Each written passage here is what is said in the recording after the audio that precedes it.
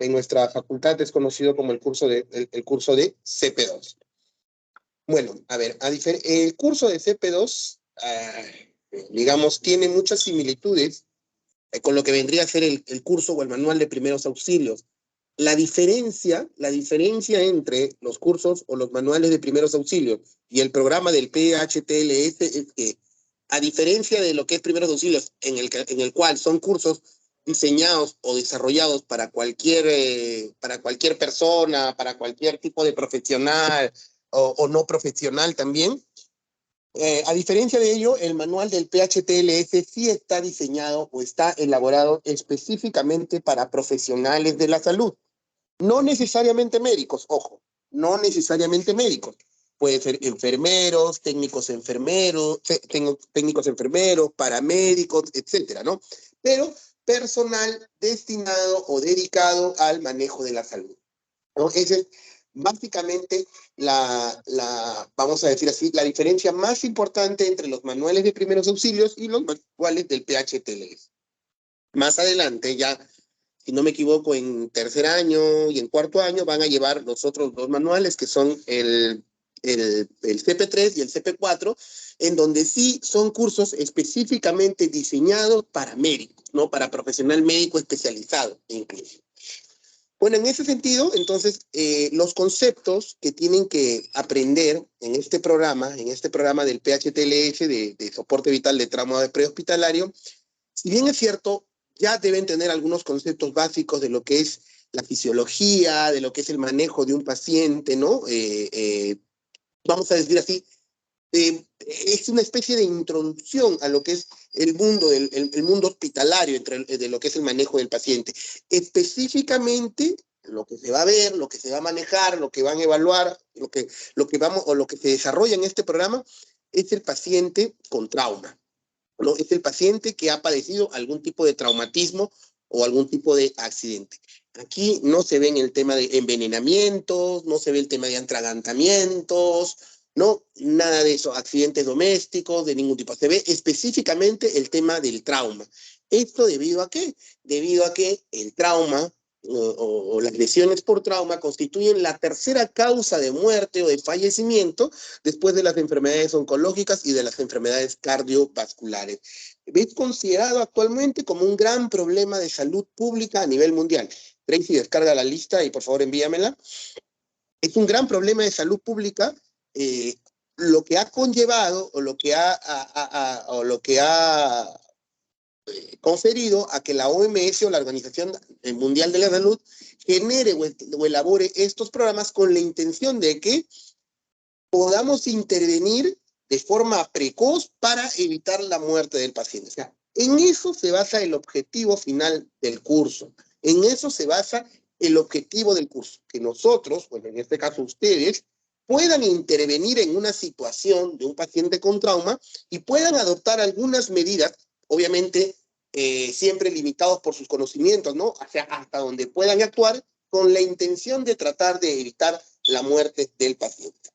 Bueno, en ese sentido, nuestro curso va a tener una parte teórica y una parte práctica, ¿no? La parte teórica consiste básicamente en desarrollar los temas del manual. Igual, el manual del PHTLS está, básicamente en internet, ¿no? Está descargado en PDF. Si gustan, yo también se lo voy a compartir con la delegada. En nuestro curso se centra específicamente en este programa y en este manual, ¿no? Es en realidad, desde el punto de vista para efectos de estudio de examen, todas las preguntas, todo lo que es la parte teórica, se va a basar en este manual, no va a ser muy difícil. Y para la parte práctica, a diferencia de lo que ocurre, de lo que se hizo en primeros auxilios, ahora la práctica va a ser especializada. ¿A qué me refiero? Cada docente con el cual ustedes van a rotar, para empezar, van a rotar por todos los docentes. Todos van a tener la oportunidad de rotar por cada uno de los docentes, por lo tanto, todos van a tener la oportunidad de compartir las metodologías individualizadas de cada docente o de cada profesor, y en virtud específicamente a su especialidad. Por ejemplo, dentro de nuestros 14 profesores que tenemos cirujanos generales, que son los que ven la parte de trauma abdominal, o los que ven la parte de emergencias quirúrgicas, ¿no? Probablemente el trauma más frecuente o los traumas más frecuentes son el trauma abdominal, las emergencias quirúrgicas y las quemaduras. Por ello es que la mayoría de profesores que tenemos son cirujanos generales o cirujanos plásticos, en este caso, para que ven el tema de quemaduras. Entonces, van a tener 2 rotaciones de quemaduras, van a rotar con el doctor Ciudad y con el doctor Ormeño, van a ver específicamente el taller de quemaduras. El doctor Ormeño, si no me equivoco, está en el Rebagliati y el doctor Ciudad en el Hospital Loaiza. Van a ver las distintas realidades de cómo se manejan las quemaduras en una u otra institución. En el caso de trauma abdominal, igual van a rotar con el doctor Montoya y con el doctor, bueno, ahí tengo ahora les envío, y con el doctor Ríos, el tema del manejo de trauma abdominal. La doctora Bautista es cirujana de tórax y cardiovascular, con ella van a rotar el tema de lo que es trauma torácico, con el doctor Avendaño, que es médico traumatólogo, van a rotar todo el tema de lo que es trauma musculoesquelético. El doctor Incaluque es neurocirujano y además cirujano de cabeza y cuello, ¿no? En realidad, el doctor Incaluque está participando con nosotros ad honorem, y la verdad es que es algo que cabe resaltar y que lo voy a señalar aquí en público delante de usted. El doctor está destinado para otro curso, para el curso de CP3, aparte de para el tema de simuladores, pero muy gentilmente ha accedido a colaborar con nosotros para que con él puedan llevar la práctica de trauma cráneoencefálico. Y bueno, y él también nos va a apoyar con 2 teorías, con la teoría de traumatismo de cabezas y con el traumatismo de columna, ¿no? Entonces, lo que sí es que el doctor, bueno, trabaja o su sede hospitalaria es el Hospital de Puente Piedra. Y como es en medicina, ustedes tienen que ir en búsqueda de los conocimientos, así es que se tendrán que trasladar en el día que él les indique al Hospital de Puente Piedra a desarrollar allí su práctica, ¿no? Entonces, y no la pueden perder. Si ustedes faltan alguna de las prácticas, prácticamente van a perder la oportunidad de aprender ese tema, porque solamente hay, en el caso de trauma cráneoencefálico, una sola práctica de trauma, un solo taller, una sola práctica. Con los médicos anestesiólogos se van a encargar de ver vía aérea y ventilación, ¿no? Específicamente ver el manejo de la vía aérea y ver cómo se hace la intubación endocrinal. Para eso contamos con los doctores Laurencio y el doctor Aimé, que son los médicos anestesiólogos. El doctor Araujo va a hacer el taller de RCP, que es necesario que lo sigan practicando. Ya se vio el RCP básico en primeros auxilios, ahora tienen que ver un poco más de RCP avanzado y ahora todos van a rotar por el taller del doctor Araujo para que les pueda hacer un taller de RCP, ¿no? Con uso de desfibrilador y demás. Y así sucesivamente, la doctora Jauregui iba a hacer emergencias quirúrgicas, etcétera, ¿no? Trauma pediátrico con el doctor Jaramillo y con el doctor Velarde, que son cirujanos pediatras. Entonces, yo toda esa información se la voy a enviar ahora, bueno, ya le envié ya un formato previo a la delegada, y ella se va a encargar de distribuir los grupos. Y el orden en el que empiecen es indistinto, todos van a rotar por todas las mesas. Una vez por semana, cada grupo va a rotar con el docente y en su sede específica. ¿Esto qué quiere decir? Que no necesariamente, mejor dicho, no es que no necesariamente, las teorías no se van a relacionar con las prácticas. Ustedes, en las teorías que van a ser dictadas, están según un programa que está en el sílabo y un temario que también se lo voy a compartir con la delegada. Pero, por ejemplo, hoy día vamos a hacer introducción al curso, vamos a hablar un poco de cómo es que apareció este tema del PHTLS, un poco de los antecedentes históricos, o cómo surgió, mejor dicho, la necesidad de obtener este programa, ¿no? Básicamente, aspectos generales. La siguiente clase van a hablar de prevención de las lesiones, la subsiguiente clase van a hablar de fisiopatología de la muerte, etcétera, ¿no? Entonces, son varios temas generales que se van a tocar en estas primeras semanas, y a partir de la quinta o sexta semana ya se va a tocar el tema. Eh, Chicos, por favor, un ratito, estoy también programado de turno, tengo que contestar el teléfono un minuto, por favor, no vayan a salir de la reunión.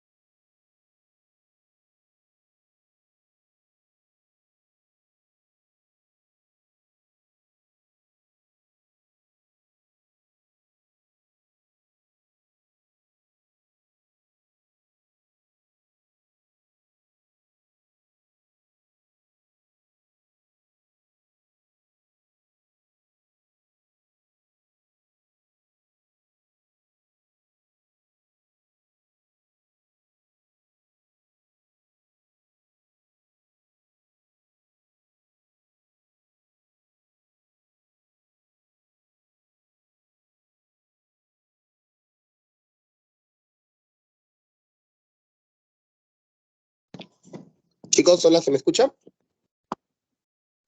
Sí, doctor, se le escucha. Ya. Oh. Más bien van a disculparme porque estoy programado también de turno acá en la emergencia en el hospital y bueno, a pesar de que he pedido permiso, igual no puedo desconectarme completamente. Esa es la vida del cirujano, ¿no? Entonces, cuando haya una llamada, alguna interrupción, les voy a hacer saber, voy a un ratito desconectar el micrófono para poder hablar por teléfono y luego vamos a permanecer conectados. Bueno, entonces, esencialmente esa es la forma que vamos a llevar nuestras prácticas este año. En realidad es el mismo sistema que hicimos el año pasado, el año anterior con los chicos de la base anterior y que realmente fue muy provechosa. Los alumnos salieron muy motivados porque, bueno, pues, bueno, obviamente los que lo quieran aprovechar, ¿no?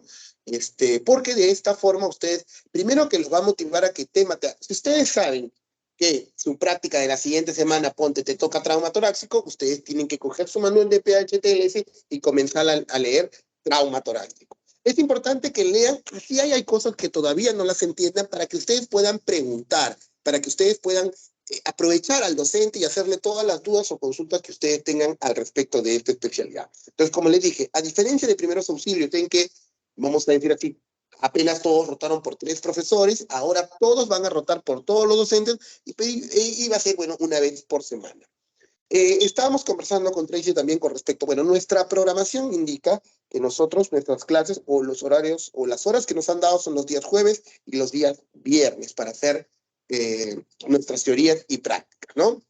En realidad, antiguamente, pues, como las promociones de primer año son tan grandes, se dividían en 2 grupos.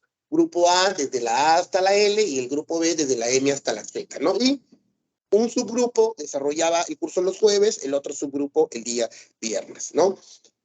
Como ahora tenemos la virtualidad, nos permite que podamos tener, porque obviamente en las aulas no hay aulas para 100 alumnos, ¿no? Pero ahora con el tema virtual podemos desarrollar nuestra teoría con todos juntos, ¿no? Y lo que nos quedaría solamente sería dividir las prácticas en caso sea necesario.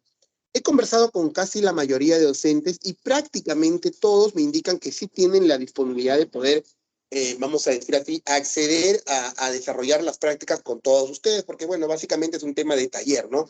Van a ver por ahí algún instrumento, algún manual, algún paciente específico, pero sí en áreas en las cuales pueden estar todos los alumnos. Felizmente ya lo de la pandemia quedó al olvido y bueno, ya prácticamente estamos todos al 100%. Siempre las recomendaciones del caso, igual, no por un tema de COVID, sino porque en los hospitales hay muchas enfermedades infectocontagiosas que pueden ser contraídas por vía aérea. No todos ustedes están vacunados contra todo, no todos ustedes están, vamos a decir así, inmunizados, y por lo tanto es importante que se protejan siempre con su mascarilla, traten de tener todos sus guantes estériles, en caso tengan que examinarse, pongan sus guantes, etcétera, ¿no? Eso seguramente cada docente le hará también la recomendación de forma individualizada. Para este año, para este semestre ya no van a ser necesario el tema de los videos, la forma de evaluación ya la decide cada docente. El semestre anterior, los videos han salvado a muchos de los estudiantes, ¿no? Porque prácticamente tenían no muy buena evaluación en cuanto a sus prácticas, pero la presentación de su video y demás los hizo que suban algunos puntos y que le han permitido incluso aprobar el curso. Para este semestre no va a haber videos, así que toda su nota va a depender de cada práctica que ustedes desarrollen. Si faltan a una práctica, esa nota es de 0 y se va a promediar con todas las prácticas que van a ir desarrollando a lo largo del semestre, ¿no? Que van a ser 14 semanas de práctica porque son 14 docentes. Muy bien. Antes de empezar la clase, ¿alguna duda o pregunta con respecto a cómo vamos a llevar el curso? Doctor, buenas tardes. Una duda. Dime. Sí. En el caso que un alumno falte por salud a alguna práctica, ¿cómo podría reponer esa nota? Si es que es por salud, ya saben, tienen que presentar su certificado médico, su descanso, etcétera, y bueno, y eso es directamente con el profesor de prácticas. Y el profesor de prácticas verá o valorará si es que puede darle chance a que venga en alguna otra práctica, en algún otro momento, en alguna guardia nocturna, para que pueda recuperar su práctica, o verá la forma en cómo la puede reponer. El único motivo por el cual un estudiante de medicina, vamos a decir así, puede faltar a alguna práctica, es por un tema de salud, pero eso no es que me siento enfermo, me voy a echar a mi cama y no voy a venir, yo me diagnostico solo. Tiene que ser con certificado médico. Gracias, profesor. Doctor, para que quede más claro, creo que usted mencionó que semanalmente se iban a variar de doctores, ¿verdad? Se iban a cambiar de doctor de práctica. Claro, por ejemplo, imaginémonos, a ver, tú, Tracy, la siguiente semana, por ejemplo, haces trauma abdominal con el doctor Ríos. La siguiente semana te toca trauma torácico con la doctora Bautista. La siguiente semana haces vía aérea y ventilación con el doctor Aimé. La siguiente semana de repente vuelves a hacer trauma abdominal, pero ya no con el doctor Ríos, sino con el doctor Montoya, ¿no? Entonces, así va a ser la metodología. Todas las semanas van a pasar con un docente diferente, siendo el taller específico de cada docente, para lo cual cada docente está preparado. Y ustedes, obviamente, y en eso la delegada, en este caso tú, Tracy, tienes que justamente correlacionar, ¿no? Se inicia el listado, ¿no? El grupo 1 va con tal docente, el grupo 2 con tal. La siguiente semana, de forma correlativa, ¿no? Van rotando ustedes de mesa, ¿no? El grupo 1 pasa con el docente 2, grupo 3 con el docente 3, y así sucesivamente. Creo que está más claro, doctor. Muchas gracias. Doctor, buenas tardes. Quería consultar Buenas tardes. si las rotaciones son todos los viernes o de acuerdo al horario que establezca cada doctor. Exacto. Yo le he enviado ya a los docentes y a los profesores el horario oficial, que son jueves y viernes por las tardes, ¿no? Pero como comprenderán, también tenemos que, o sea, de nada vale que el viernes en la tarde, por ejemplo, el docente esté libre y no vaya a su hospital y por lo tanto no van a hacer la práctica en la casa del docente, ¿no? La idea es que hagan la práctica en el hospital cuando el docente esté de turno. En ese sentido, bueno, según su horario, hay algunos espacios que también los tienen libres, como los días miércoles en la tarde, por ahí creo que está también el martes en la mañana o algún sábado en la mañana. Entonces, en realidad yo le he pedido que la mayoría de docentes me den un horario más o menos disponible para que no varíe, para que ustedes más o menos se programen, pero en función también a los horarios libres que tienen ustedes según el horario que ha dado la escuela, ¿no? En teoría, deberían hacer práctica o los jueves en las tardes o los viernes en las tardes. Pero si el docente por alguna necesidad les dice, no, yo no puedo hacer ninguno de esos días, conmigo van a ser miércoles por la tarde, o conmigo vamos a hacer sábado en la mañana, o conmigo vamos a hacer en este horario, en la medida de lo posible, pues tienen que tratar de llegar a un acuerdo del delegado con el docente. El docente de repente por algún motivo, alguna semana no pudo hacer una práctica, igual, el docente tiene que cumplir con su práctica. ¿Ah, por qué? Y en eso sí, Tracy, hoy te voy a dar el formato de notas. Cada delegado va a ir con el formato de notas y se lo va a entregar al doctor con el listado. Por ejemplo, Ana, tú vas, ¿no? Con tu grupo, te toca trauma torácico, le vas y le entregas ese sobre a tu docente, ¿no? Le entregas ese sobre a tu docente donde están los nombres y apellidos para que el docente los califique, les ponga su nota, sello y firma.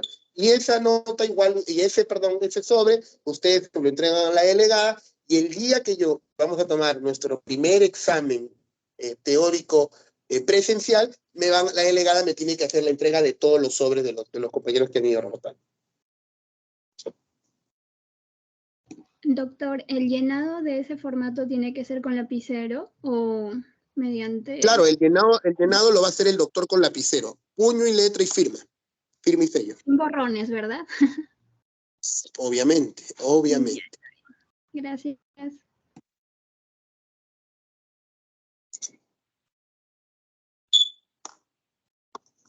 Muy bien, creo que ha quedado todo más o menos claro. Hoy en la noche le envío a Tracy el temario, el cronograma de teorías y, bueno, ahí ya le envié el tema lo de las prácticas para que pueda ir haciendo su división. La idea es que a partir de la próxima semana se inicien las prácticas. Muy bien. Entonces, el día de hoy vamos a hablar, bueno, es la clase introductoria de lo que vendría a ser el soporte vitral de trauma prehospitalario o también llamado programa PHTLS, que bueno, en realidad son las siglas del nombre completo en inglés. Bueno, ¿qué nos dice? El programa, el PHTLS, inicia en su prefacio con una frase o con un prefacio que dice: los profesionales de los servicios médicos de urgencia o emergencia toman las mejores decisiones en beneficio de sus pacientes cuando se les proporcionan las bases sólidas de principios fundamentales y el conocimiento basado en la evidencia. La única manera, ¿qué quiere decir esto?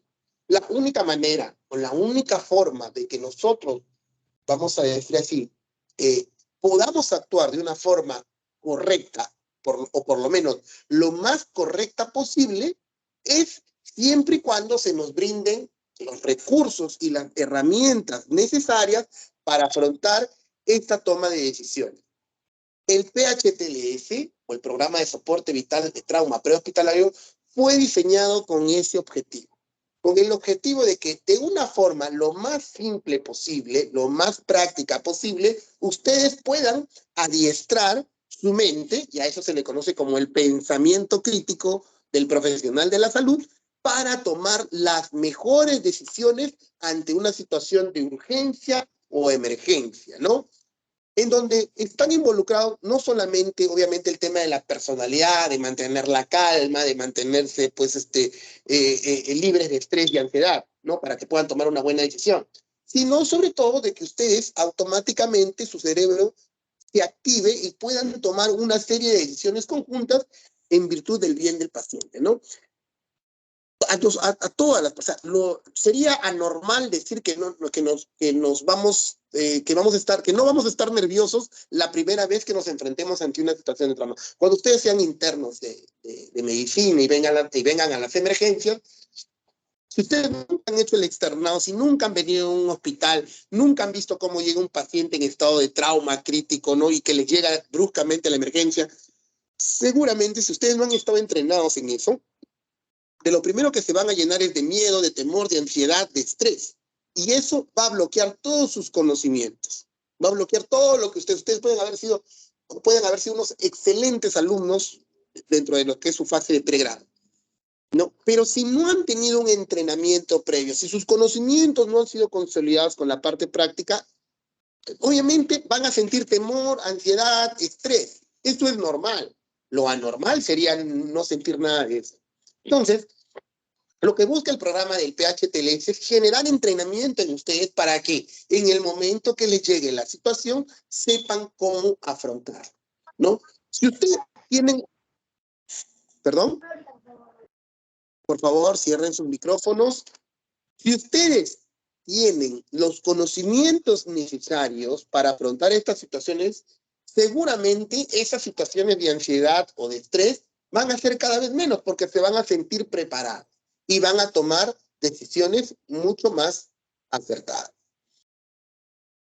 En el programa del PHTLS, del mismo modo, en la parte introductoria nos señalan algo muy importante. Nuestros pacientes no nos eligen, ¿no? Lamentablemente, en una situación programada, cuando ustedes van a una consulta porque tienen alguna dolencia leve, y ustedes pueden elegir a qué médico acudir. Ustedes pueden decir, bueno, yo quiero sacar consulta con tal doctor, o he visto en redes sociales que este doctor opera muy bien, o he visto que este doctor es un excelente traumatólogo, voy a sacar cita con él. Pero en una situación de urgencia o emergencia, hoy, Dios no lo quiera, sufren de un accidente, ustedes de repente incluso en estado de inconsciencia los van a llevar a un hospital. Y ustedes no van a tener la posibilidad de elegir quién los va a atender, ¿no? Lamentablemente es así. Simple y llanamente ustedes no eligen la atención. Nosotros sí los elegimos porque desde el momento en que ustedes han escogido esta carrera, ustedes tienen que saber que están expuestos, podrían haber escogido otra opción, pero están expuestos a esta situación de estrés que conlleva el poder brindar atención, el poder brindar salud, el propósito de dar confort a un paciente en estado de gravedad, ¿no? Y eso es algo que a veces muchos de nosotros no somos conscientes, ¿no? Nosotros hemos aceptado la responsabilidad de atender a los pacientes en las peores situaciones, ¿no? Cuando estemos cansados, cuando tengamos frío, cuando llueve, cuando está oscuro, en las peores condiciones. Y nosotros tenemos que asumir esa responsabilidad. Yo hasta el día de hoy veo colegas en las emergencias que, si bien es cierto, de repente han estado de guardia en otro hospital, vienen cansados, y hay personas que vienen con una dolencia. Puede que sí es cierto, vamos a encontrar también pacientes irresponsables que están enfermos muchos días y recién se aparecen a una hora pues imprudente a buscar atención cuando se desocuparon o cuando tienen tiempo libre. Y que seguramente eso conlleva a tener la necesidad de hacerles un llamado de atención. Pero no en el momento en que lo estamos atendiendo. Una vez que lo hemos atendido, una vez que hemos calmado su dolencia, una vez que hemos determinado que no está en una situación de urgencia o emergencia, recién ahí podríamos darle algún tipo de consejo, de llamada de atención. Pero hay médicos que el paciente viene sangrando, viene mal, viene con un cólico y comienzan a llamarle la atención, a gritarle a la familia, a tratarlos mal, ¿no? Y eso no puede ser, y eso no puede ser. Los pacientes no nos eligen, no tienen ellos la culpa de nuestro estrés, de nuestra carga emocional, ¿no? Nosotros tenemos que siempre, nuestra carrera y nuestra profesión es una carrera de servicio. Nuestra profesión es una carrera de servicio, una profesión de servicio a nuestro prójimo y a nuestra comunidad, y debemos de actuar como tal. Por supuesto, sin permitir faltas de respeto, ¿no? A las que a veces estamos expuestos, pero nunca podemos perder la calma. Los cursos de soporte vital en trauma prehospitalario, o el PHTLS por sus siglas en inglés, proporcionan al proveedor la atención prehospitalaria, al proveedor de atención prehospitalaria una herramienta de trabajo, ¿no? Lo que hace el manual es brindarte una herramienta de trabajo, conceptos y conocimientos para que podamos tomar las mejores decisiones según cada necesidad, ¿no?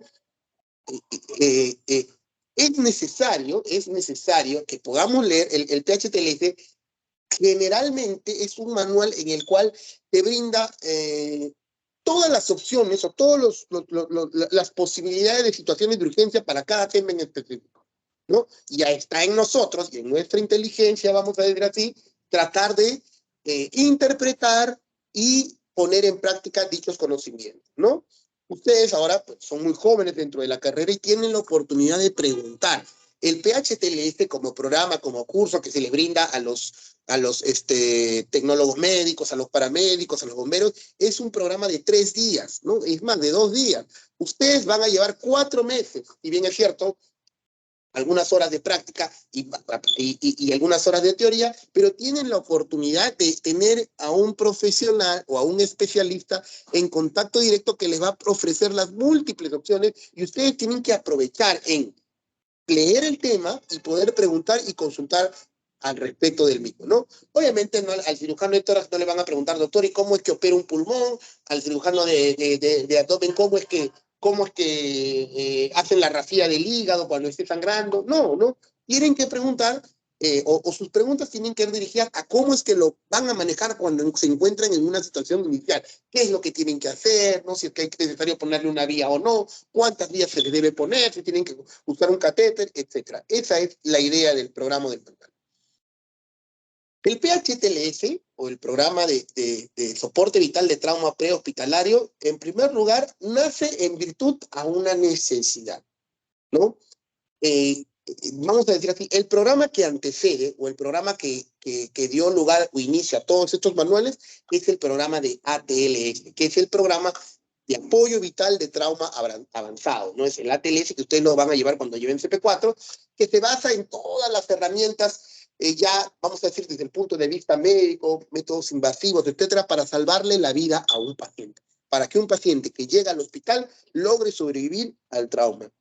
Sin embargo, la OMS, las unidades de urgencia, se dieron cuenta de que la clave del éxito, o muchas de las muertes que ocurrían, o sea, los pacientes llegaban al hospital y lamentablemente ya llegaban en un estado pre-mortem, ¿no? Y era imposible poder recuperarlos, existía un porcentaje, aproximadamente el 33% de los pacientes que fallecían. Esas muertes pudieron haber sido evitadas si estos pacientes recibían previamente en la zona del trauma algún tipo de intervención, ¿no? Algún tipo de cuidado o intervención. Entonces, en virtud a eso, es que se crea el programa de soporte vital de trauma, para tratar de asumir algunas actitudes que nos permitan hacer que el paciente llegue en mejores condiciones al ámbito hospitalario y poder tratar de evitar este porcentaje de muertes que,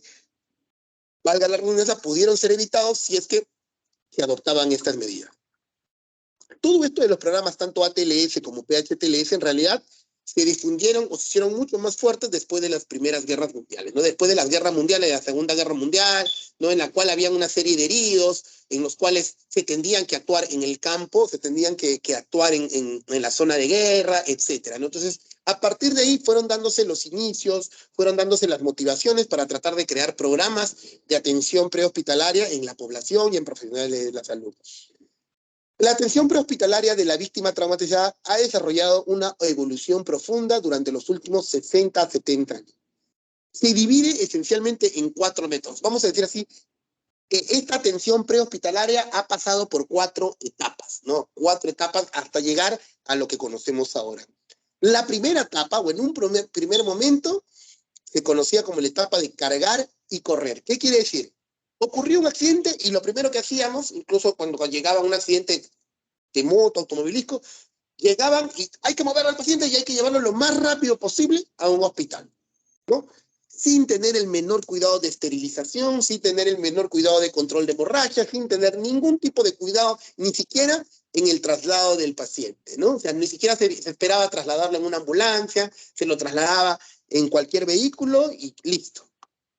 Entonces, porque se pensaba que necesitaba una atención súper inmediata, pero no se valoraba la necesidad de ofrecerle cierto cuidado, cierto control en ese ámbito prehospitalario. Entonces, esa primera etapa, llamada cargar y correr, después, a medida de que los pacientes llegaban en mal estado, llegaban muertos o en fase premortem, se cambió la metodología y se comenzó a practicar la metodología de manejo del campo y cuidado. Es decir, también se trataba de trasladar al paciente, pero se trataban de buscar mejores condiciones para el traslado del paciente, ¿no? Por ejemplo, utilizar una ambulancia, utilizar sistemas de inmovilización, etcétera, ¿no? O sea, tratar de dar un manejo inicial para trasladar al paciente. A pesar de ello, también seguían existiendo, la prevalencia y la incidencia de pacientes fallecidos seguía siendo bastante alta. Entonces, cargar y correr no fue suficiente, manejo del campo y cuidado tampoco, entonces se comenzó a preconizar la necesidad de que sean atendidos en el lugar del evento, permanecer y actuar. Es decir, si el paciente sufría algún tipo de accidente, se le cuidaba o se le brindaba toda la atención en el campo prehospitalario. Llegaban los médicos, se le trataba de colocar las vías, se le trataba de colocar la presión, colocar catéter, intubarlos en la zona del accidente, ¿no? Ser lo más invasivo posible en la zona del accidente, con tratar de estabilizarlos en el campo.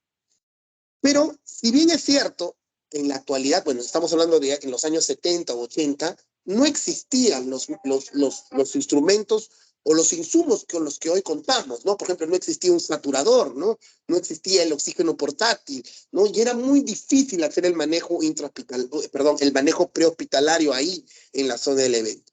Es por eso que igual seguían falleciendo los pacientes. Hasta que llegamos al método actual, al método que ha tenido más éxito, que es cuidado del trauma sin retraso. Es decir, brindarle el soporte, pero solamente, primero reconocer las causas de muerte, y la principal causa de muerte en el paciente politraumatizado es la hemorragia. Por lo tanto, lo que nos dice el PHTLS es que tenemos que controlar la hemorragia en el lugar de los hechos y trasladarlo lo más rápido posible en las mejores condiciones posibles. Es decir, utilizando un sistema de ambulancia o un sistema que nos permita por lo menos tener colgado un suerito que va a hacer, que va a tratar de corregir la presión o la hipovolemia que puede estar padeciendo este paciente, ¿no? Entonces, dejamos de lado el concepto de cargar y correr, dejamos de lado el concepto de manejo del campo y cuidado, dejamos de lado el concepto de permanecer actuar para empezar a utilizar el concepto de cuidado del trauma, pero sin retraso. Es importante controlar la causa de muerte en el lugar de ocurrir el trauma, pero trasladarlo lo más pronto posible, porque nosotros podemos detener las hemorragias externas, pero lamentablemente no vamos a poder detener las hemorragias internas. Si un hígado se ha roto, si un vaso se ha roto, si un pulmón se ha roto y está sangrando y no hay una herida visible, no la vamos a poder detener si no lo llevamos lo más pronto posible a sala de operaciones. Muy bien, entonces, pero como les dije, ¿por qué es que existe un manual específicamente diseñado para los pacientes politraumatizados o para los pacientes con trauma? Como ya les había adelantado, el trauma es la primera causa de muerte antes de los 40 años de edad, pero es la tercera causa de muerte después de las enfermedades circulatorias y después de las enfermedades oncológicas. Es decir, si hacemos una estadística entre las causas de muerte a nivel general, ¿no? En todas las edades, primero son los accidentes cardiovasculares, los infartos, las muertes súbitas. En segundo lugar, las enfermedades oncológicas. Y en tercer lugar, los traumas, los traumatismos, ¿no?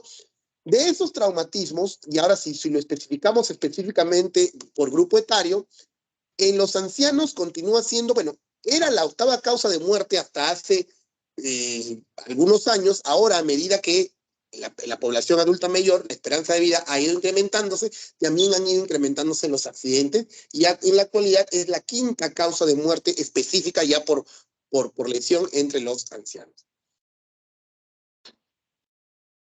Tal como se señala acá, solamente en la quinta década de la vida, o sea, a partir de los 50 años hacia arriba, las enfermedades del cáncer y del corazón compiten con el trauma como principal causa de muerte. Repito, ¿no? A nivel de todos los grupos etarios, es decir, a nivel de todas las edades, la primera causa de muerte son las enfermedades del corazón, las enfermedades cardiovasculares. La segunda causa de muerte, las enfermedades oncológicas o el cáncer. Y la tercera causa de muerte son las lesiones por trauma. ¿Pero qué es el trauma? ¿O cómo definimos el trauma? El trauma es el daño infligido al cuerpo por una energía ambiental o externa superior a la resistencia del cuerpo. Cualquier energía que venga desde afuera de nuestro cuerpo y que penetre a nuestro cuerpo y que puede o no generar daños, este intercambio de energía es un trauma. Puede ser un golpe, una caída, una agresión con un objeto contundente, un accidente de tránsito, etc. Cualquier daño infligido al cuerpo por una energía ambiental o superior a la resistencia del mismo es considerado un trauma.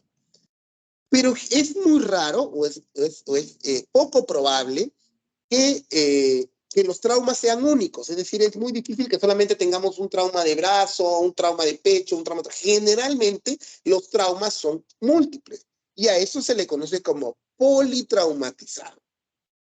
Cuando ustedes visiten las emergencias de los hospitales, van a encontrar o van a escuchar hablar de dos conceptos.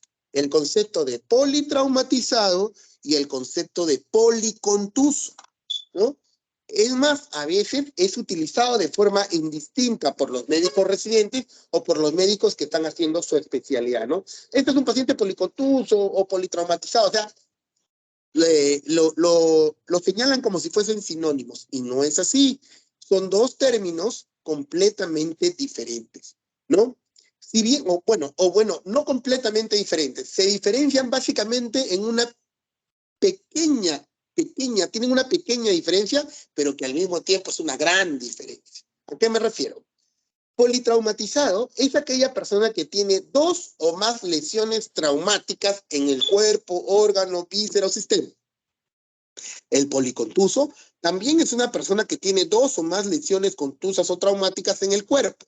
La diferencia está en que en el politraumatizado, por lo menos una de esas dos o más lesiones compromete un riesgo de vida para el paciente. Es decir, que una o más de esas lesiones puede llevar a la muerte de un paciente. A diferencia del policontuso.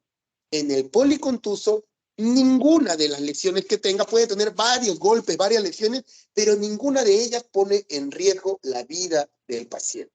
Esa es la diferencia entre el politraumatizado y el policontuso. Entonces, usualmente, como les digo, la mayoría de médicos que están en formación, los residentes, usan indistintamente ambos términos para desarrollarse para describir a pacientes que en realidad son cosas diferentes, ¿no? Un politraumatizado generalmente está en las unidades de urgencia, de emergencias, perdón, monitorizado, porque una de sus lesiones lo puede llevar a la muerte, ¿no? En cambio, el policontuso es una urgencia, puede esperar algunas horas, porque tiene, si bien es cierto, varios golpes, pero ninguna lo va a predisponer a una muerte. No, imagínense, todas estas circunstancias, todas estas fotos que ustedes pueden ver son de pacientes politraumatizados, ¿no? Son lesiones múltiples, que generalmente son las lesiones que llegan a las emergencias. Cuando ustedes hagan la práctica de emergencias quirúrgicas, seguramente van a tocarse con muchos de estos casos. Probablemente el trauma, dentro de lo que es el trauma, ¿no? Y las causas del trauma, son los accidentes de tránsito los que generan mayor incidencia o prevalencia como causa de trauma, ¿no? Y en segundo lugar, las agresiones por terceros, ¿no? Los asaltos, las lesiones por traumatismo por arma de fuego, por elementos contusos, etc. Entonces, todas esas estadísticas terribles de lesiones traumáticas son los que han generado la motivación de la aplicación de este programa. A nivel de Sudamérica, uno de los que, vamos a decir así, uno de los países que desarrolló de mejor forma el programa del PHTLS fue Colombia. En Colombia tiene centros especializados para el manejo de trauma, que por ejemplo no tenemos en nuestro país. En el Perú no existe, si bien es cierto, tenemos hospitales de alta complejidad, como por ejemplo en el caso de salud, el Hospital Rebaliati, el Hospital Almenara, ¿no? O a nivel del MINSA, el Hospital Loaiza, el Hospital Hipólito Unanue, el Hospital 2 de Mayo, el María Auxiliadora, que son hospitales de la más alta referencia, son hospitales generales, ¿no? Que reciben todas las patologías, ¿no? Después de los hospitales generales vienen los institutos, en que reciben solamente enfermedades de una especialidad determinada. Por ejemplo, el Instituto de Salud del Niño, que es un instituto en donde solamente reciben pacientes de pediatría, ¿no? Por ejemplo, en mi hospital, el Hospital Hipólito Unanue recibe ginecología, medicina, cirugía, pediatría, pero el Instituto de Salud del Niño solo recibe pacientes pediátricos. O el Instituto de Salud, el Instituto de Ciencias Neurológicas, que es el Hospital Mogrovejo, solamente recibe pacientes neurológicos o neuroquirúrgicos. El INCOR, el Instituto Nacional del Corazón, solo recibe pacientes con enfermedad del corazón. Entonces, después de los hospitales generales ya vienen los institutos, ¿no? Pero en nuestro país, hasta el día de hoy, no existe un instituto especializado solamente en el manejo del trauma, como por ejemplo si existe en Colombia, como por ejemplo si existe en Brasil, como por ejemplo si existe en Cuba o en muchos otros países, ¿no? En el caso de Colombia, el problema que tuvieron con las guerrillas, ¿no? Bueno, deben saber algo de política también. Por muchos años los colombianos, bueno, y hasta ahora en realidad, pero ya ahora en mucho menor intensidad, han sido o han padecido de lo que es el tema del narcoterrorismo, ¿no? Prácticamente Colombia estuvo invadida por guerrilleros colombianos narcoterroristas que generaron muchos grandes problemas, y uno de ellos fueron víctimas, ¿no? de este narcoterrorismo, que conllevaron a la necesidad de desarrollar métodos o incluso institutos o hospitales para el manejo del trauma, ¿no? A nivel de lo que es el PHTLS, los mejores instructores en Sudamérica vienen de Colombia, ¿no? Nosotros, ¿no? Los cirujanos generales, si queremos hacer una pasantía o una subespecialización en trauma, uno de los mejores lugares para escoger dónde llevar ello, bueno, aparte, pues si nos vamos fuera de Sudamérica, sí, pues tenemos Cuba, Estados Unidos, etcétera, pero a nivel de Sudamérica, Colombia probablemente es uno de los mejores o el mejor país en donde uno puede entrenarse en lo que es el manejo del trauma, ¿no? Bueno, vamos avanzando. Más estadística con respecto, ya les he dicho, básicamente las lesiones por trauma, en primer lugar los accidentes de tránsito y en segundo lugar las lesiones por agresiones por terceras. Muy bien. Magnitud del problema, aproximadamente 10 millones de heridos y 300.000 muertes al año en el mundo por accidentes de tránsito. La mortalidad por el traumatismo, como ya le dije, es la primera causa de muerte en los primeros 45 años, pero la tercera a nivel de todos los grupos etarios después de las circulatorias, de las enfermedades circulatorias y de las enfermedades oncológicas. Existe un 25 a 35% de muertes que pueden ser evitadas si nosotros actuamos o si nosotros intervenimos en la fase prehospitalaria para evitar la muerte del paciente. Y aquí, este es el objetivo del PHTLS, ¿no? Programa diseñado para profesionales y no profesionales de la salud que adopten y que tomen decisiones correctas para que este 25 a 35% de muertes evitables no se lleve a cabo. ¿Pero de qué se mueren los pacientes politraumatizados? ¿Cuáles son las causas de muerte del politraumatizado? Bueno, acá nos hemos salteado. Cuando ocurre un evento, el paciente politraumatizado puede morir o puede fallecer en 3 momentos, ¿no? Eso es lo que nos señala el programa. Puede fallecer una vez ocurrido el evento traumático, en el momento, y generalmente fallecen por lesiones incompatibles con la vida, como por ejemplo un trauma cardíaco, ¿no? El accidente produjo de que estalle el corazón y no hay más vuelta que darle, ¿no? Se abre, se rompe el corazón, se rompen las válvulas, el paciente se desangra, no hay vuelta que darle. O una lesión de grandes vasos, la vena cava o la arteria aorta, que son los principales grandes vasos, igual sufren lesiones que hacen de que el paciente muera a los segundos o a los minutos de haber ocurrido el trauma. O lesiones cráneoencefálicas con exposición de masa encefálica, igual, ¿no? Entonces, son lesiones incompatibles con la vida. Lamentablemente, nosotros no vamos a poder intervenir para evitar la muerte porque son muertes instantáneas. Ocurren una vez ocurrido, producido el trauma o el evento. Ese es el primer momento. El segundo momento en el cual los pacientes politraumatizados pueden morir es entre la primera y la segunda hora de ocurrido el accidente, ¿no? Entre la primera y segunda hora de ocurrido el accidente. Y a ese tiempo, a ese segundo momento en el cual pueden morir los pacientes, se le conoce como la hora dorada del politraumatizado. Bueno, acá se lo señalan como el tiempo imaginario. En la actualidad sabemos que ese tiempo es entre la primera y segunda hora, en el cual un lesionado con serios traumatismos tiene el más alto porcentaje de sobrevivencia siempre y cuando adoptemos las medidas o el protocolo destinado para la supervivencia de este paciente. Es decir, siempre y cuando apliquemos el PHTLS. A eso se le conoce como la hora dorada del politraumatizado. Tiempo imaginario en el cual un lesionado con serios traumatismos tiene el porcentaje de sobrevivir, ojo, pero siempre y cuando apliquemos las medidas necesarias para dicha supervivencia. Si nadie actúa en ese momento, probablemente esas posibilidades de sobrevivir cada vez van disminuyendo. ¿Y cuál es la principal causa de muerte del politraumatizado durante esta hora dorada? La principal causa de muerte del politraumatizado durante la hora dorada es el shock hipovolémico del tipo hemorrágico, ¿no? O, en cortito o en simple, la hemorragia. Lo que lo mata al paciente con trauma durante la hora dorada es la hemorragia. Por lo tanto, nosotros, como personal entrenado en el PHTLS, lo primero que tenemos que tratar de evitar, o por lo menos tratar de corregir, o por lo menos tratar de evitar que se complique mucho más, es la hemorragia.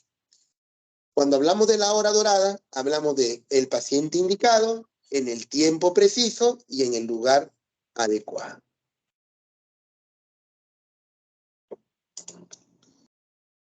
Muy bien. El PHTLS también en una de sus notas introductorias habla de que el trauma no debería ser considerado un accidente, que nosotros básicamente señalamos al trauma como un accidente, ¿no? Y hablamos por accidente por un evento fortuito, ¿no?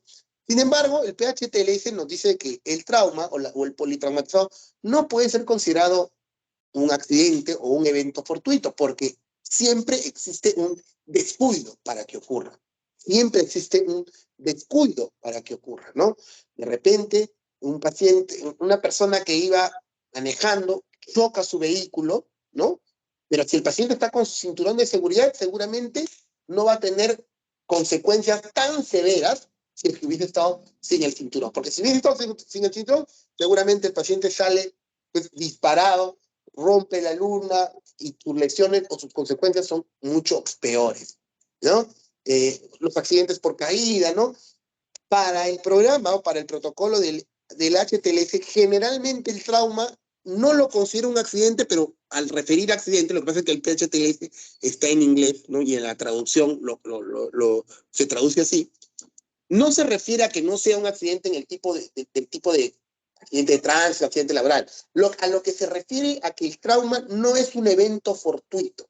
Siempre es un evento en el cual existen condiciones que pudieron ser evitadas adoptando medidas de precaución y prevención, ¿no? En eso es lo que se basa el hecho de señalar que el trauma no es un evento fortuito o un accidente. Que si se adoptan medidas preventivas, se puede evitar el trauma. La siguiente clase que ustedes van a desarrollar justamente se basa en esta idea o en este término, en la prevención en el trauma. Muy bien, fases del cuidado del trauma. Obviamente, justamente a eso nos referimos cuando el PHTLS señala que el trauma no es un evento fortuito. El trauma es un evento que ha sido provocado por un descuido. Y por lo tanto, si nosotros asumimos más cuidados, si adoptamos medidas de prevención, seguramente podemos evitar lesiones mortales del trauma. Y esas medidas se pueden adoptar antes de ocurrir el trauma, durante el trauma e incluso post-trauma. Y a esas fases se les conocen como fase pre-evento, fase evento y fase post-evento. ¿A qué se refieren? A adoptar las medidas necesarias para evitar la muerte o mayores lesiones en cada una de las fases del trauma. La fase pre-evento es adoptar las medidas antes de que ocurra el accidente. Son medidas preventivas, como por ejemplo, educar al público a incrementar el uso de los sistemas de sugestión en los ocupantes del vehículo, ¿no? El hecho de lo que son los cinturones de seguridad. En la actualidad, ¿no? Casi todos, por no decir todos, los choferes y por lo menos los pasajeros el pasajero del costado utilizan el cinturón de seguridad, ¿no? Ahora lo que se busca es que también utilicen los pasajeros de atrás el cinturón de seguridad, ¿no? Que es algo que todavía está costando, pero yo recuerdo cuando yo era niño, nadie se ponía cinturón de seguridad, ¿no? Esto fue una novedad y que felizmente ahora prácticamente es una costumbre. Uso de cascos obligatorios en los conductores motorizados, uso de asientos de seguridad para niños, no conducir en estado de etilismo agudo, promover métodos para reducir el uso de armas que tengan que ver con crimen y fomentar la resolución pacífica de los conflictos, preocupación del paciente traumatizado con capacitación permanente del personal. Entonces, todas estas acciones, vamos a decir así, se tienen que desarrollar antes de que ocurra el trauma. Entonces, estos son ejemplos de métodos de prevención en la fase pre-evento, en la fase de antes del trauma. En la fase del trauma, ustedes dirán, pero ¿qué vamos a prevenir si ya ocurrió el accidente o en pleno accidente? Sí se puede prevenir. Se pueden prevenir daños peores o daños mortales. Cuando ustedes entran a aplicar el programa del PHTLS en un paciente que ha sufrido un trauma, lo que buscan es ya no evitar el trauma, porque obviamente ya ocurrió, sino lo que se busca es evitar la muerte del paciente. No, y en este caso entran a tallar las fases de prevento para que puedan influir sobre la fase de evento y en general lo más importante es no hacer más daño. Primum non nocere, no hacer más daño, ¿no? Por ejemplo, ¿en qué contexto? Puede que ustedes estén conduciendo una ambulancia, ¿no? Y necesitan cuidarse a sí mismos y enseñar a cómo trasladar al paciente. No, básicamente la fase del evento está relacionado con todas las acciones que se tienen que tomar siguiendo el programa del PHTLS. Control de hemorragias externas, brindarle confort y calor al asiento. Por ejemplo, solamente en un paciente que tiene un sangrado interno, es un paciente que tiene hemorragias internas que ustedes pues, en la fase prehospitalaria no van a poder evitar, no es que pueden abrir y operarlo ahí mismo, ¿no? Pero ¿qué es lo que produce la hemorragia? La hemorragia lo que produce es shock. Lo que produce es shock. El shock produce hipotensión. La hipotensión produce acidemia. La sangre cambia su pH y eso genera hipotermia. La triada de la muerte en el trauma, la triada de la muerte está marcada por 3 fenómenos: el shock, la acidosis y la hipotermia. Entonces, necesariamente ocurren estos 3 eventos en la fase antes de que un paciente pueda morir. Si por lo menos nosotros pudiésemos corregir, evitar o revertir algunas de estas 3 actuaciones en la fase prehospitalaria, estamos haciendo, vamos a decir así, ganándonos un lugar en el cielo, porque estamos evitando una muerte. Entonces, ¿cuál de estos 3 eventos ustedes creen que podamos corregir, o por lo menos, o está en nuestras manos poder evitar? ¿El shock, la acidemia o la hipotermia?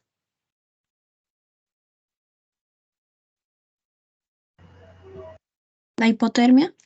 La hipotermia. Obviamente, la hipotermia. Si ustedes revierten la hipotermia en un paciente politraumatizado que tiene sangrado interno, con eso rompen esta cadena de la triada de la muerte. Y al actuar de esa forma, ustedes están actuando en la fase preventiva, están generando prevención en la fase evento, en la fase de ocurrido el trauma. Y la fase post-evento, básicamente, lo que busca es evitar complicaciones posteriores o complicaciones mayores.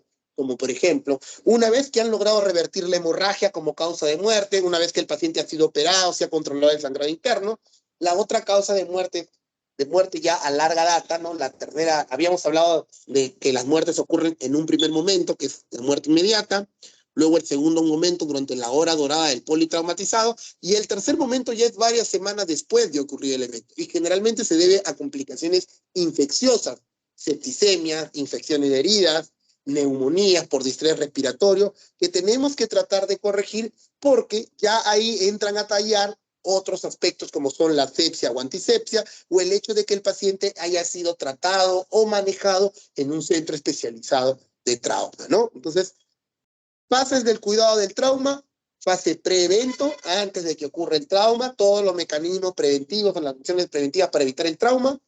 Fase evento, es aplicar el PHTLS para prevenir la muerte del paciente. Y la fase post-evento, que es ya después de ocurrido el trauma, ya después de haber ocurrido el accidente, tratar de evitar complicaciones posteriores. Esta era la diapositiva que tenía que haber estado más adelante, ¿no? La mortalidad, los 3 momentos en el que muere un paciente politraumatizado. El primer pico, mortalidad inmediata o in situ. El segundo pico, mortalidad precoz, que generalmente es entre la primera y segunda hora y puede llegar hasta los 2 días. Y el tercer pico, que son las muertes tardías. De todos estos, donde entra a tallar el PHTLS, donde entramos a tallar nosotros para tratar de evitar la muerte, es durante el segundo pico de muerte, en la famosa hora dorada del politraumatizado. ¿No? Acá, a ver, vamos a ver más grande. En la primera etapa, o sea, el primer momento de muerte, la muerte sobreviene en los primeros segundos a minutos después del accidente. Generalmente es causada por apnea debido a lesiones cerebrales graves, del tronco cerebral, lesiones cardíacas, ruptura de aorta o de grandes vasos. O sea, son lesiones muy graves, generalmente incompatibles con la vida. El segundo momento, o lo que se conoce como la hora dorada del politraumatismo, ¿no? Del politraumatizado, ocurre después de unos minutos y algunas horas después de producido el traumatismo.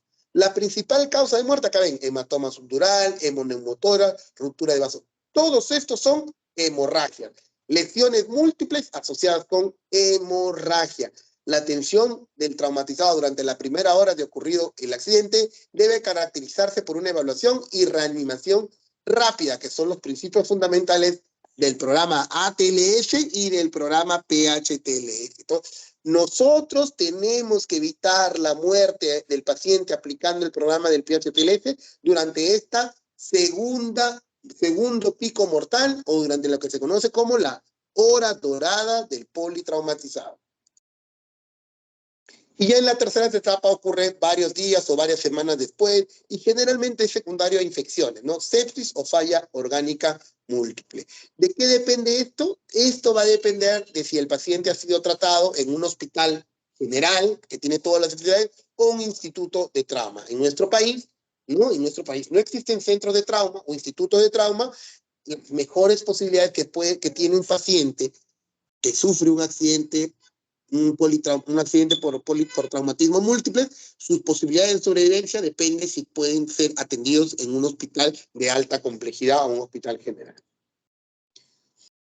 Justamente acá hay este cuadrito lo que revela es que cómo es la atención en un centro de trauma, en un instituto de trauma, y cómo es la atención en un hospital, en el hospital más cercano, por más que sea hospital general, ¿no? En cuanto al tiempo de respuesta de la ambulancia y el tiempo de espera, prácticamente son los mismos, ¿no? La diferencia entre un centro de trauma y un centro o un hospital nacional es que en el centro de trauma, el transporte, la atención del cirujano y la respuesta de sala de operaciones es en simultáneo. Mientras que en un hospital general, todas estas actividades, este tiempo de transporte, este tiempo de respuesta del cirujano y el tiempo de sala de operaciones son concatenadas. Porque, por ejemplo, en un hospital general, la sala de operaciones o la sala de operaciones no solamente está disponible para el trauma, sino también para las cesáreas, sino también para las enfermedades urológicas, sino también está disponible para otras enfermedades, porque es un hospital general. En cambio, en el hospital del trauma, la sala de operaciones está ahí al lado de la emergencia y está diseñada solamente para los pacientes con trauma. Entonces, a veces, cuando nosotros nos encontramos con un traumatismo, tenemos que decidir. Por ejemplo, en Colombia se decide, ¿no? Es más rápido llevarlo a un hospital cercano, pero a veces es conveniente llevarlo a un centro de trauma, porque a la larga los tiempos en un centro de trauma se van a cortar. Obviamente, si es que el centro de trauma está a mucha distancia, muchos kilómetros, lo ideal es llevarlo primero a un hospital cercano para tratar de darle el soporte, ¿no? Pero lo que nos trata de remarcar este cuadro, la importancia del centro de trauma, en donde los protocolos de atención, como tiempo de transporte del paciente intrahospitalario, sala de operaciones y cirujano, son en simultáneo, a diferencia de lo que ocurre en un hospital general, en el cual son escalonados. ¿Cuál es la visión para el futuro? ¿Qué se espera? Una evaluación mucho más rápida y precisa, una identificación del shock y la hipoxemia, iniciación de las intervenciones adecuadas en el momento adecuado, hora dorada, y transporte inmediato a un lugar seguro u oportuno. Bueno, y algunas palabras con respecto al pensamiento crítico, que también a la hora que comenzamos la clase que las fui señalando, ¿no? ¿Qué es el pensamiento crítico? El pensamiento crítico son todas las destrezas o habilidades que ustedes van a tener que adquirir para la mejor toma de decisiones cuando estén presentes ante una situación en donde involucra un accidente por trauma, ¿no? Entonces, se basan en una serie de acciones, creo que están aquí, si no me equivoco el puesto.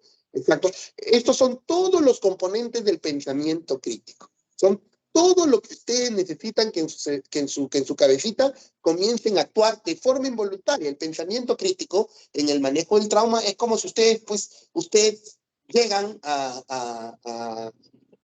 no sé, a su casa y saben cuál es su rutina, saben qué tienen que hacer, saben que tienen que de repente dónde dejar su ropa, dónde dejar sus cosas, dónde sentarse para almorzar. Es decir, una serie de acciones ya mecanizadas, ya determinadas. Eso es el pensamiento crítico, ¿no? O sea, una serie de situaciones en las cuales ustedes van a tomar una serie de decisiones de la mejor forma posible. Los componentes del pensamiento crítico en la atención de emergencias médicas involucran evaluar la situación, evaluar al paciente, evaluar los recursos disponibles, analizar las soluciones posibles, seleccionar la mejor respuesta para manejar la situación y al paciente, desarrollar un plan de acción, iniciar el plan de acción, reevaluar la respuesta del paciente al plan de acción, ¿no? A veces no todos los pacientes son diferentes, adoptamos una medida o un protocolo, pero de repente no es que nos equivoquemos, sino que de repente el paciente no responde como debe ser y tenemos que replantear nuestra respuesta, hacer los ajustes o cambios necesarios al plan de acción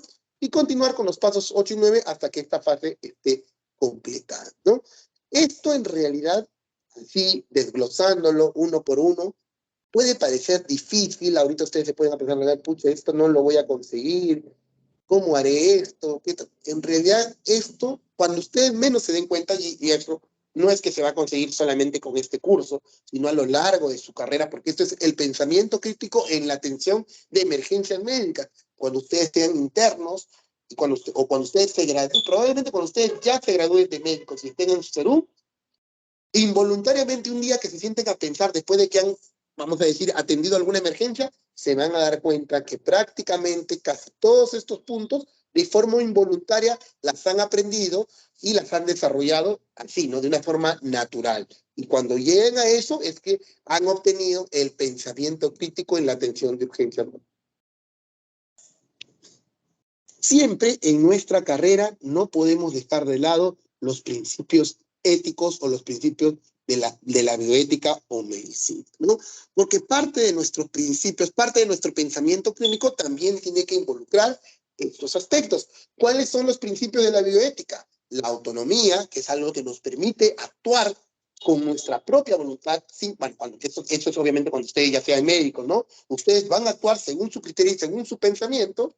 El principio de beneficencia, tratando de brindar lo mejor posible para el bienestar de su paciente, el principio de no maleficencia, que indica de que ustedes tienen que actuar, pero hasta cierto punto en el cual ya no hagan daño. O sea, primero es no hacer daño.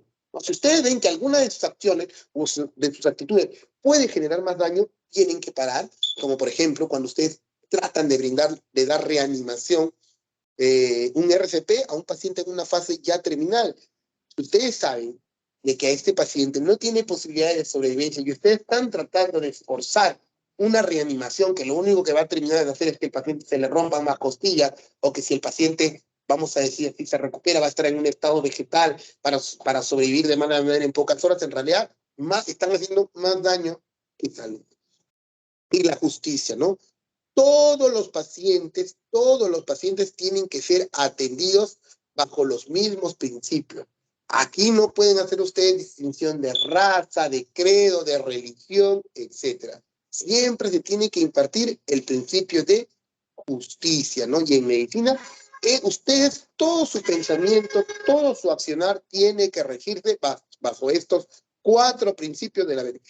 Ustedes van a llevar el curso de la bioética, en donde, ¿no? Es un curso muy bonito en donde les van a enseñar a cómo dar las malas noticias, a cómo enfrentar una situación crítica, cómo tratar de impartir justicia dentro de sus pacientes, y todo eso es muy importante porque todo esto rige nuestro accionar médico. Muy bien. Conclusiones. Los principios dominantes del PHTLS o soporte vital de trauma prehospitalario son el hecho de que los proveedores de la atención prehospitalaria deben tener buenos cimientos de conocimiento, ser pensadores críticos y tener habilidades técnicas adecuadas para brindar la excelencia en la atención de los pacientes. A nivel mundial, las lesiones son una de las causas principales de muerte y de discapacidad. Ya lo hemos dicho. Primero, a nivel general, primero las lesiones circulatorias, después las oncológicas y después las enfermedades por trauma. Pero si solamente hablamos de en las primeras 4 décadas de la vida, son las lesiones por trauma la primera causa de muerte. La atención en el trauma se divide en 3 fases. La fase pre-evento, evento y post-evento. Y la idea es que nuestras acciones se adopten para minimizar el impacto de la lesión traumática en cualquiera de las 3 fases.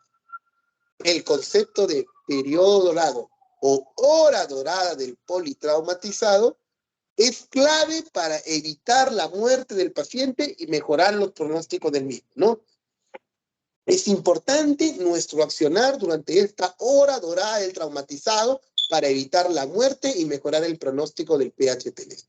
El curso del PHTLS está modelado a partir del ATLS, ¿no? Que es un curso que ustedes van a llevar más adelante, ¿no? Que lo que busca o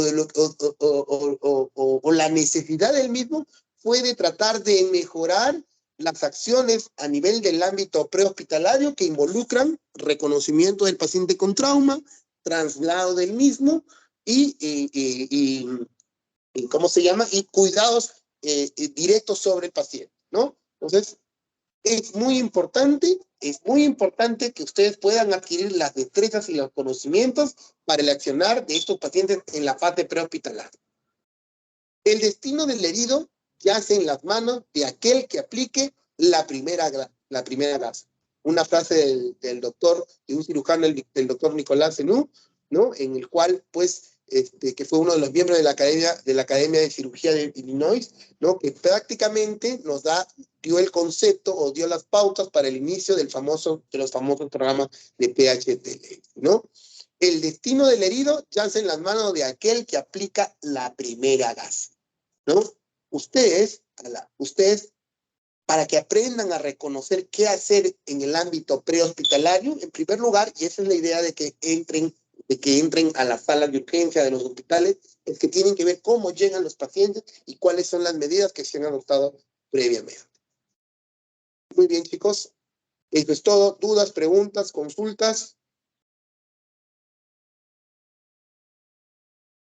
Tracy, por favor, descarga la asistencia también. Vas a descargar la asistencia al ingreso y hacia el final. Ok, doctor, ya está descargado.